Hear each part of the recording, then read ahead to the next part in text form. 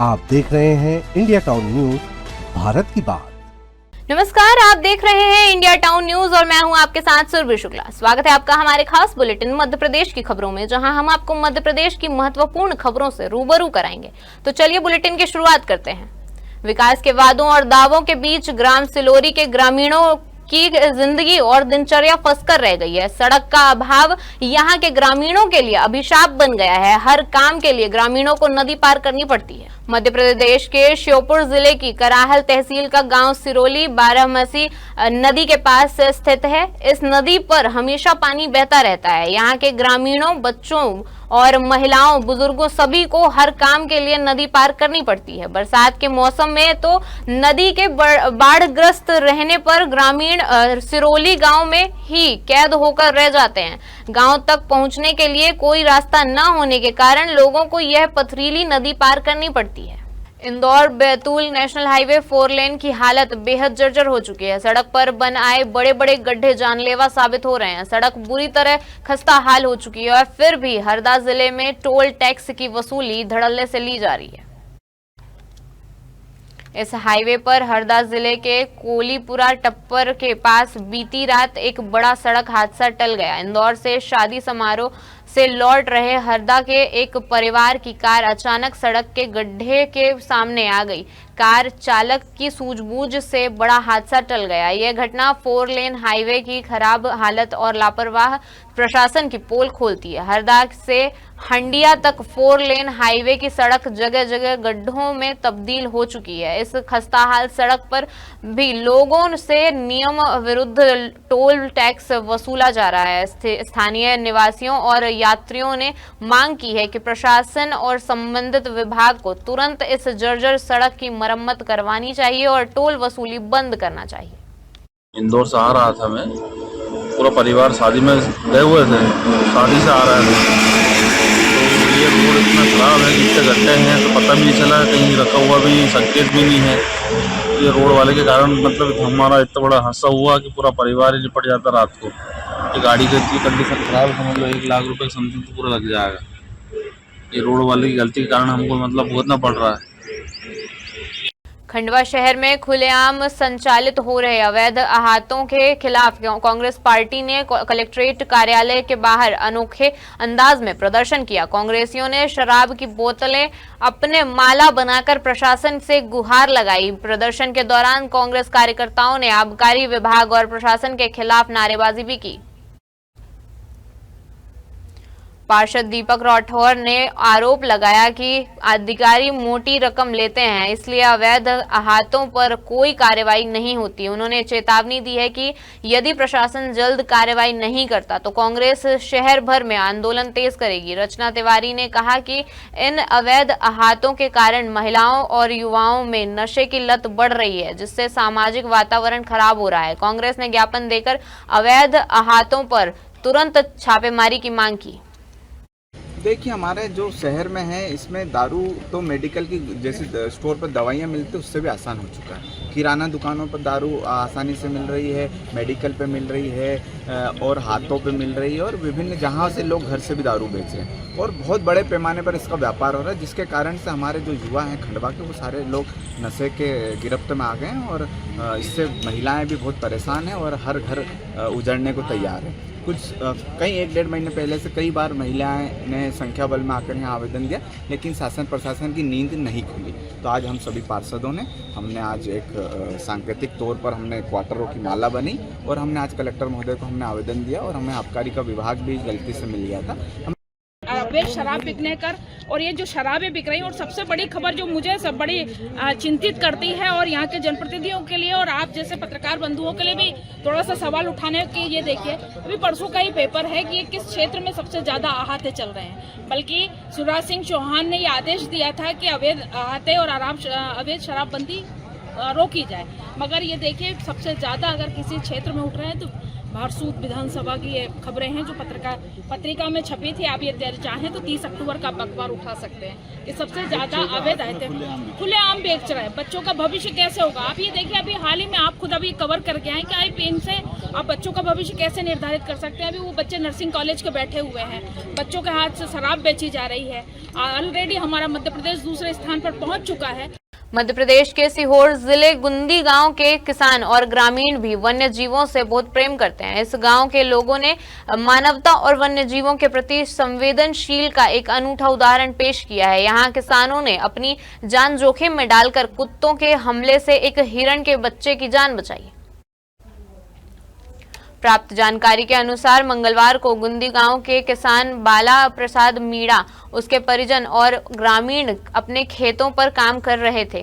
तभी उन्होंने कुछ आवारा कुत्तों को हिरण के एक बच्चे का पीछा करते हुए देखा। कुत्तों ने हिरण के बच्चे को घेर लिया और हमला कर उसे बुरी तरह घायल कर दिया। यह देख किसानों ने बिना देर किए शोर मचाते हुए कुत्तों की ओर दौड़ लगाई। किसानों के साहस और सूझबूझ से कुत्ते वहां से भाग खड़े हुए।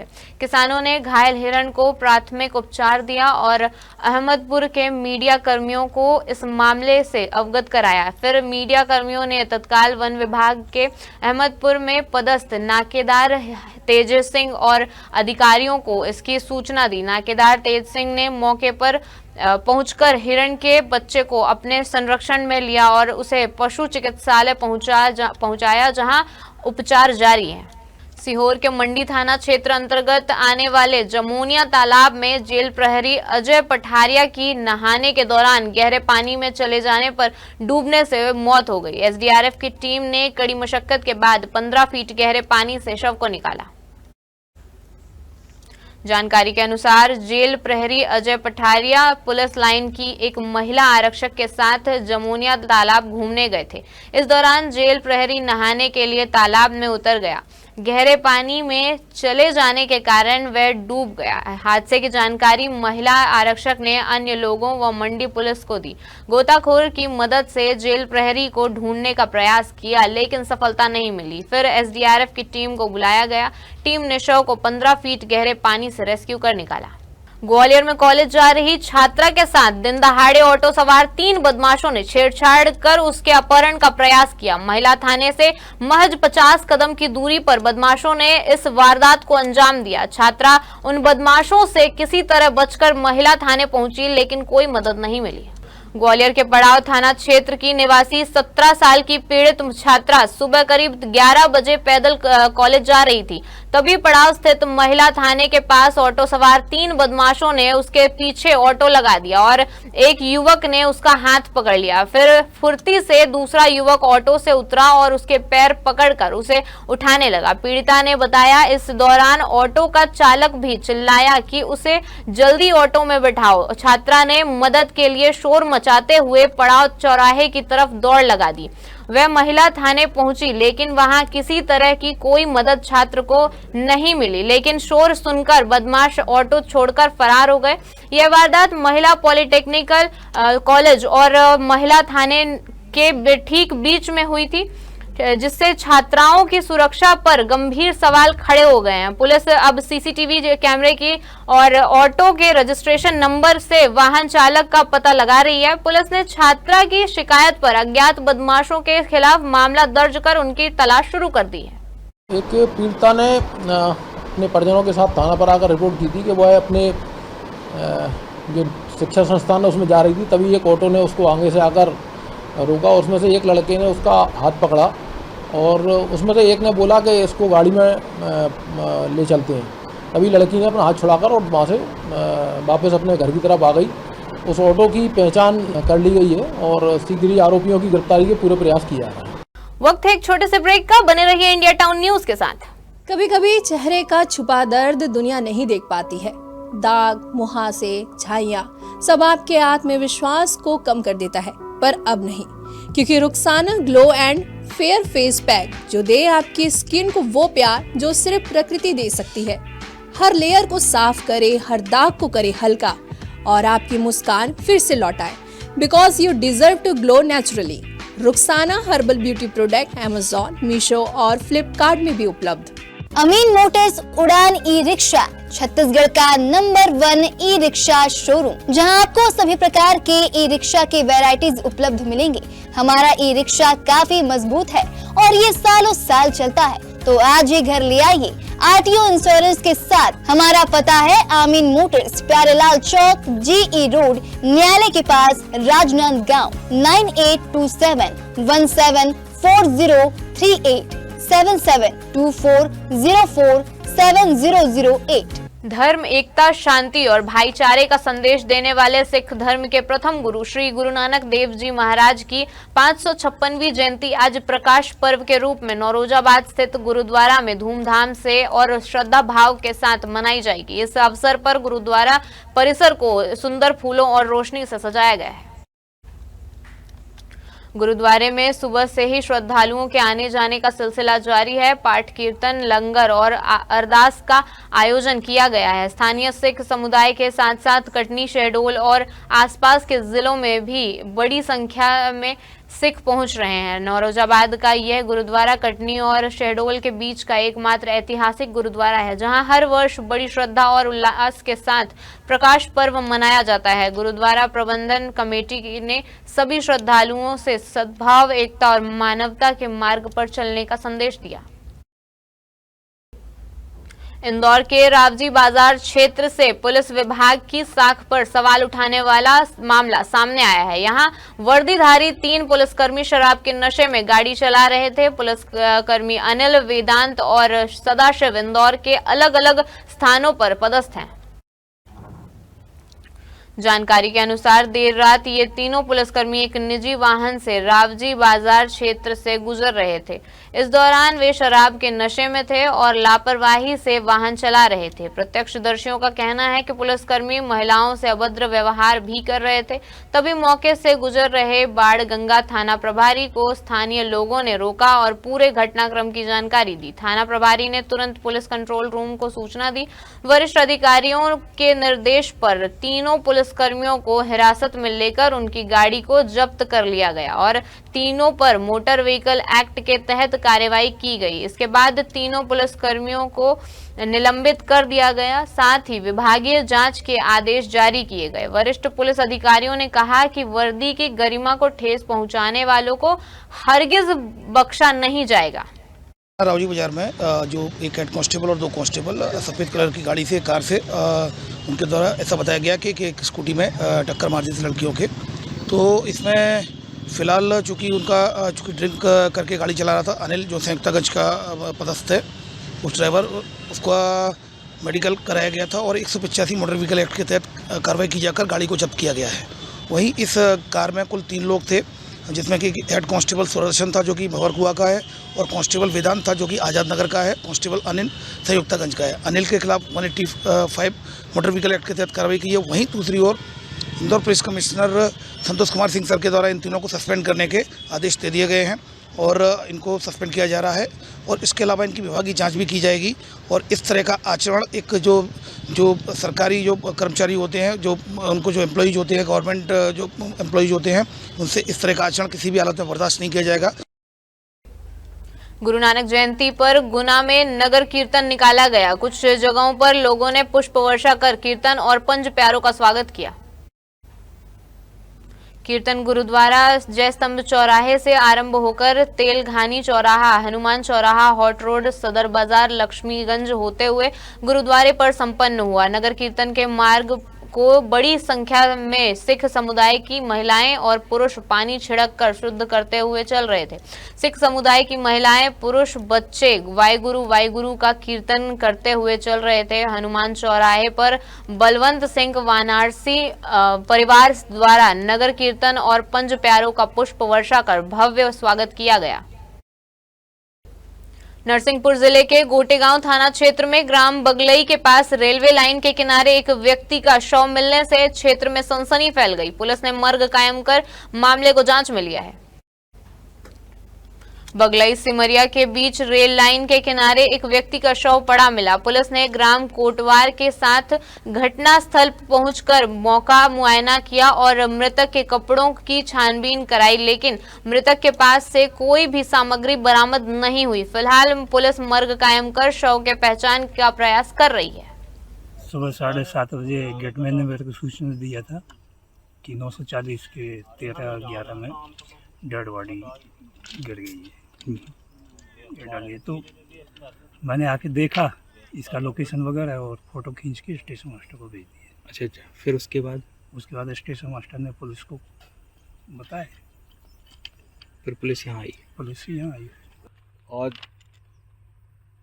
रेलवे के सफाई कर्मी महेंद्र कुमार द्वारा एक तहरीर लाकर पेश की गई थी, जिस पर खंबा नंबर 940/11 से 13 के बीच ट्रैक के बाहर तरफ एक अज्ञात आदमी की शव पड़े होने की सूचना थी, जिस पर मर्ग क्रमांक 119-25 कायम कर जांच में लिया गया है। सर, कौन है मृतक? कुछ मिला उसके पास से? मृतक पर तलाशी ली, लेकिन विकृत चित्र समझ में आता है। उसके जेब में ना कोई आधार कार्ड मिला, ना कोई अन्य आइडेंटिफिकेशन के कागजात मिले, और सिवाय उसकी जेबों से बीड़ी की अद्दियाँ, बीड़ी के पाउच, गुटखा पाउच इत्यादि मिले हैं। मानव समाज को धर्म, एकता, शांति और भाईचारे का संदेश देने वाले गुरु नानक देव जी की 556वीं जयंती को प्रकाश पर्व के रूप में नौरोजाबाद गुरुद्वारे में बड़े ही धूमधाम से मनाया गया। नौरोजाबाद स्थित गुरुद्वारा कटनी और शहडोल के बीच एकमात्र गुरुद्वारा है जहां एक दूर दूर से लोग माथा टेकने आते हैं। गुरु नानक देव जी की जन्मोत्सव की शुरुआत गुरु ग्रंथ साहिब के 48 घंटे के अखंड पाठ से हुई। गुरु नानक जी के अरदास के बाद लंगर का आयोजन भी किया गया। आज गुरुद्वारा कमेटी द्वारा अर्धरात्रि को आतिशबाजी और ढोल नगाड़ों के साथ भगवान गुरु नानक देव जी का जन्मोत्सव मनाया जाएगा। नौरोजाबाद का इतिहास रहा है कि सिंधी और सिख समाज के लोग मिलकर गुरु नानक देव जी का जन्मोत्सव बड़े ही धूमधाम के साथ मनाते हैं। इस अवसर पर भी बांधवगढ़ विधायक शिवनारायण सिंह, उमरिया कलेक्टर धर्मेंद्र कुमार जैन और एसपी ने भी गुरुद्वारा पहुंचकर माथा टेका। इस दौरान सिख गुरुद्वारा कमेटी के प्रधान सेवादार जयसवंत सिंह सिंधु समेत अन्य कमेटी सदस्य मौजूद रहे। देश भर में गुरु नानक जयंती के शुभ अवसर पर 556वीं जयंती हम सब प्रकाश पर्व के रूप में हम सब धूमधाम से मना रहे हैं। उसी का आज हम सब नगर नौरोजाबाद में सर्व समाज के साथ मिलजुल कर भव्यता के साथ गुरु नानक जी की जयंती हम सब मना रहे हैं। मैं आप सबको पुनः गुरु नानक जयंती की बहुत बहुत शुभकामनाएं देता हूं। उनके बताए हुए मार्ग पर, उनके दिए हुए संदेश पर हम सबको चलना चाहिए और समाज के प्रति, समाज के साथ सदैव रहकर निरंतर समाज को आगे की ओर बढ़ाने का प्रयत्न करना चाहिए। एक वाहिगुरु को याद करके सबके भले की बात कही है। ये आज गुरुपुर गुरु जी का हम लोग प्रकाश उत्सव मना रहे हैं। आप सभी लोगों को उमरिया जिले के तरफ से नहीं, पूरे संसार की तरफ से आप सब लोगों को लख लख बधाइयाँ जी। वाहिगुरु जी का खालसा, वाहिगुरु जी की फतेह। बोले सो निहाल। रीवा के शासकीय संजय गांधी अस्पताल के अंदर एक युवती के फिल्मी गानों पर रील बनाने का मामला सामने आया है। युवती ने रील बनाकर उसे अपने इंस्टाग्राम प्लेटफॉर्म में पोस्ट किया, जो अब सोशल मीडिया पर काफी वायरल हो रहा है। संजय गांधी अस्पताल विंध्य का सबसे बड़ा अस्पताल है, जहां रोजाना सैकड़ों मरीज इलाज के लिए आते हैं। वहीं इस अस्पताल के अंदर एक युवती ने रील बनाकर सबको चौंका दिया। रीवा में अभी तक स्कूल, कॉलेज और चौराहों पर रील वीडियो बनाकर युवा सोशल मीडिया पर अपलोड करते थे, लेकिन अब बघेली कलाकार शैलू शर्मा ने संजय गांधी अस्पताल में वीडियो बनाया और सोशल मीडिया पर अपलोड भी किया। हैरान करने वाली बात तो यह है कि संजय गांधी अस्पताल, जहां लोगों की भीड़ को नियंत्रित करने के लिए आए दिन नए नए नियम बनते रहते हैं और मरीज के साथ सिर्फ एक अटेंडर को रहने की अनुमति दी जाती है, वहीं रील बनाने की अनुमति कैसे मिली और किसने दी? वीडियो वायरल होने के बाद अब अस्पताल प्रबंधन ने मामले की जांच की बात कही है। देखिए, आप लोगों के माध्यम से भी कुछ देर पहले ही मेरे संज्ञान में यह बात आई है कि कोई एक रील बनी है जो अस्पताल परिसर के अंदर बनी है। उस रील को देखने से ऐसा लग रहा है कि आपकी बात सही है कि वो अस्पताल के अंदर की है। इस संबंध में घटना की मैं उच्चाधिकारियों को संज्ञान में ला के ये प्रयास करूंगा कि इसका हम जांच कराएं कि ये कैसे बननी नहीं चाहिए। अस्पताल कोई रील बनाने की जगह नहीं है। लोग दुखियारी आते हैं जिनका हम इलाज करते हैं यहाँ पर। ऐसी जगहों पर इस तरह की घटना नहीं होना चाहिए।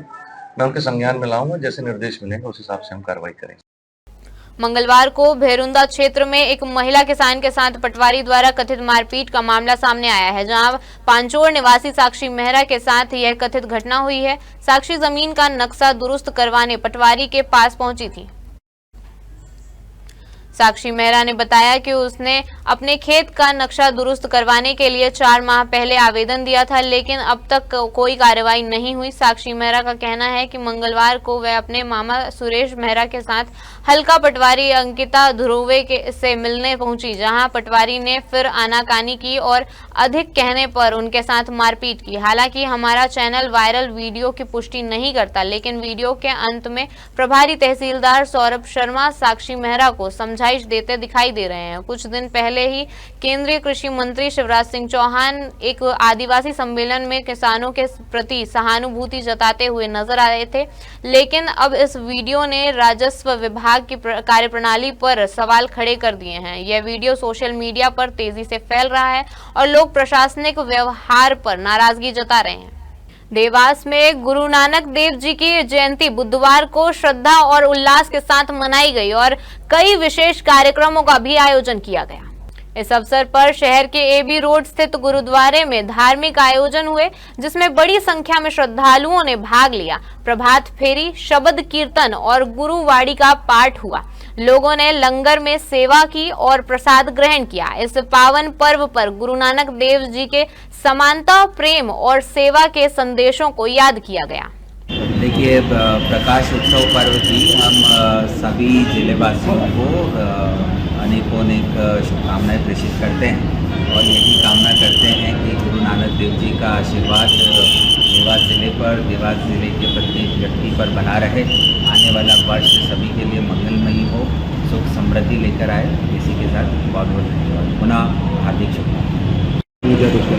जी बिल्कुल, देवास जिले में आज यहाँ पर प्रकाश पर्व मनाया जा रहा है। सिख समाज का आज 556वां प्रकाश पर्व के उपलक्ष्य पर आज मेरे द्वारा और हमारे पुलिस अधीक्षक के द्वारा यहाँ पर सभी सिख समाज के साथ गुरुद्वारे में आज हमारे साथ इनके साथ मनाने के लिए हम लोग आए और यहाँ बहुत ही खुशहाल और सुखद महसूस हो रहा है और मेरी तरफ से पूरे सिख समाज को बहुत बहुत शुभकामनाएं। हमारे खास बुलेटिन मध्य प्रदेश की खबरों में फिलहाल इतना ही। देखते रहिए इंडिया टाउन न्यूज, भारत की बात। नमस्कार। आप देख रहे हैं इंडिया टाउन न्यूज, भारत की बात।